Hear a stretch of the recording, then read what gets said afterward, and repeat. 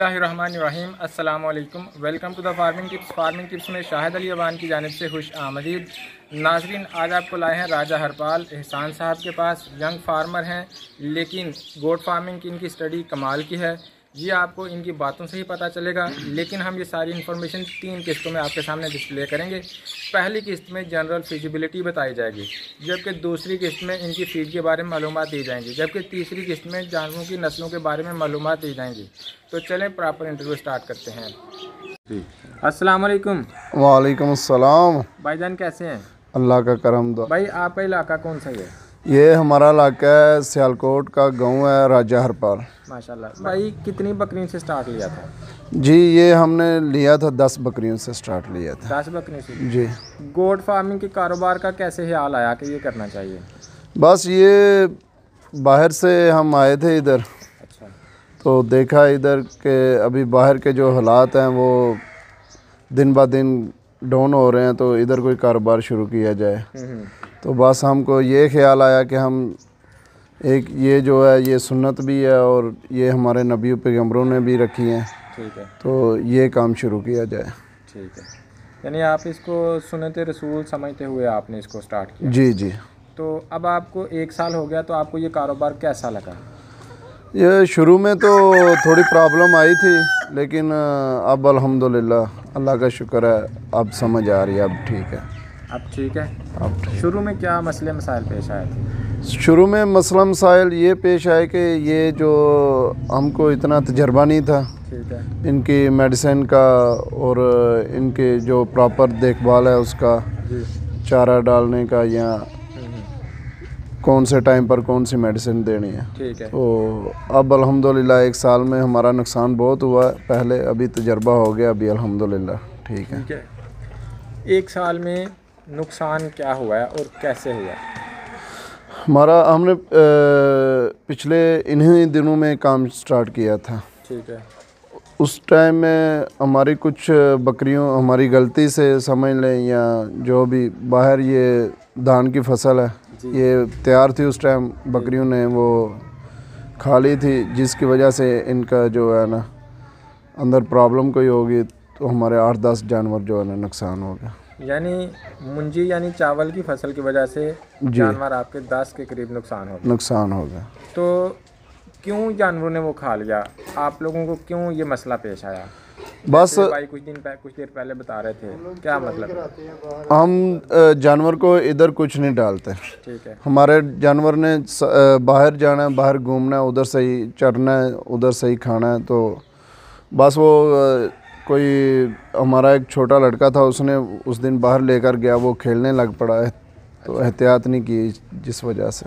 कहने का मतलब ये है कि जानवर के इन बकरियों के काम में लापरवाही नहीं होनी चाहिए। नहीं, लापरवाही आपको एक दिन की लापरवाही आपको नुकसान दिलवा सकती है। अच्छा, ये तो गलती है। वैसे इसके अलावा कोई और मसला मसाइल इस काम में पेश आया हो? इस काम में शुरू में बहुत मसले मसाइल पेश आए हैं कि हमने अपने इलाके से बाहर के इलाके, दूसरे इलाके से जो जानवर लाए थे। ठीक है। उनसे भी प्रॉब्लम आई है। ठीक है। उसकी वजह से भी हमारे जानवर नुकसान हुए, क्योंकि जो बाहर से जानवर आता है उसकी एहतियात होती है। ठीक है। कि जितनी देर वो इधर उसका पानी या दूसरा सिस्टम नहीं सेट होता, उसको सारे जानवरों में मिक्स नहीं करना चाहिए। ठीक है। हमने वो सारे जानवरों में मिक्स कर दिया था, जिसकी वजह से हमारे सारे जानवर बीमार हो गए थे। ठीक है। जैसे पानी लाग का मसला कहते हैं। पानी लाग का मसला। तो अगर किसी नए बंदे को यही वाली प्रॉब्लम पेश है, तो उसके लिए आप क्या हाल पेश करते हैं कि पानी लाग से कैसे बचा जा सकता है? इसका सिंपल तो ये है कि जो भी जानवर आप बिज़नेस जब भी स्टार्ट करें, अपने इलाके का जानवर जो है ना वो रखें। ठीक है।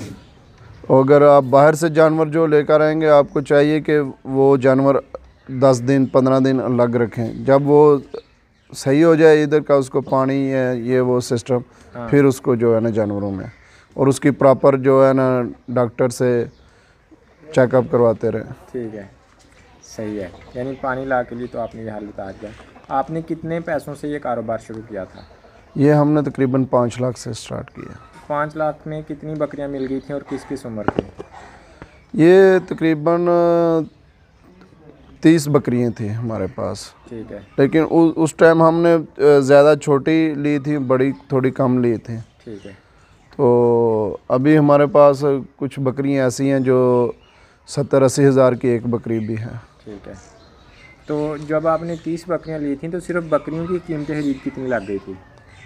ये टोटल आपको मैं बकरियों की कीमत खरीद ही बता रहा हूँ। 5 लाख, इसमें बाड़े की कीमत शामिल नहीं है? नहीं है। यानी 5 लाख से आपने सिर्फ माल खरीदा था? माल खरीदा था। अच्छा, अगर कोई भाई 5 लाख से कारोबार शुरू करता है तो आपके ख्याल में वो महाना उससे कितना कमा सकता है, अगर उसको इस 5 लाख जैसे मसलों का और ये भी पता हो कि कौन सी चारा जानवरों के लिए नुकसानदेह होता है, तो महाना वो कितना कमा सकता है? ये सर, जो आदमी 5 लाख से काम स्टार्ट करेगा वो अगर 1 साल पूरा सब्र करे, ठीक है, 1 साल के बाद अपना इनकम स्टार्ट करे, इनको सेल करना, या तो मैक्सिमम अभी जो हमारा है, हमको ये समझ आ रही है कि तकरीबन 50 से 1 लाख तक नहीं, अगर ये महाना है। हाँ। और अगर आप सालाना एवरेज निकालेंगे तो वो और बढ़ जाएगा। यानी आपके कहने का मतलब यह है कि 5 लाख से कारोबार शुरू किया जाए तो उसकी बंदा सही देखभाल करे तो महीने का 50 से 70 हज़ार या 1 लाख रुपया बच सकता है। बच सकता है, कम से कम 50 हज़ार बच सकता है। अगर सालाना निकालें तो उसको 12 से ज़रब दे लें। बिल्कुल। शर्त यह है कि 1 साल सब्र करना पड़ेगा। 1 साल सब्र करना पड़ेगा। अगर आप 1 साल सब्र करेंगे तो आपकी एवरेज जो है ना और ऊपर चली जाएगी।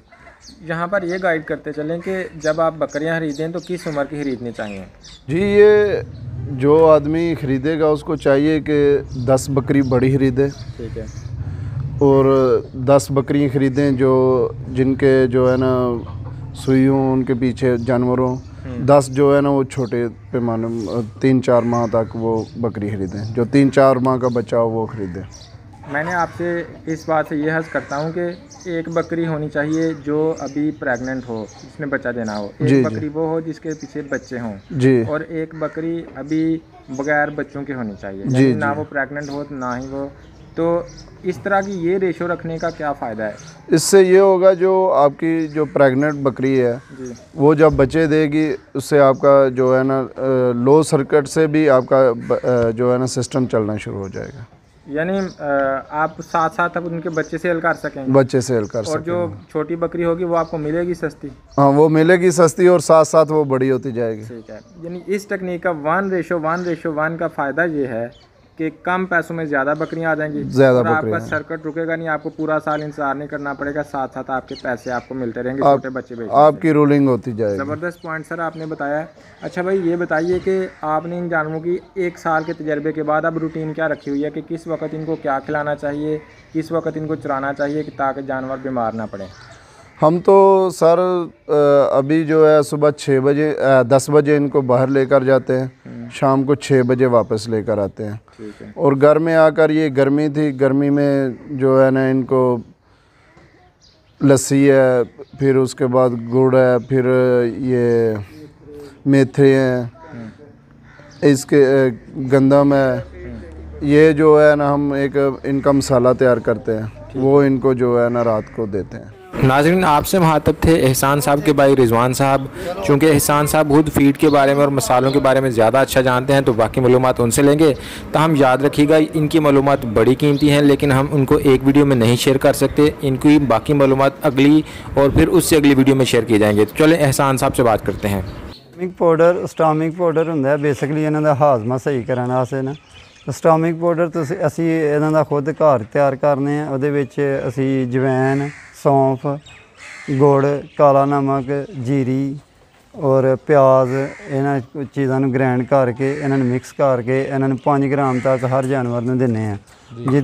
जिहदा वज़न जिहड़ा ना 60 kg तक उन्हें 5 ग्राम तक इहदी असी दिंदे आ। और सिर्फ 24 घंटे बाद 5 ग्राम की बॉल देनी, सुबह शाम नहीं देनी, एक टाइम इस्तेमाल करनी। और यह भी नहीं कि लम्मा चलाते रहना, इनू तुसी जिहड़ा ना हफ्ता एक इस्तेमाल करना है।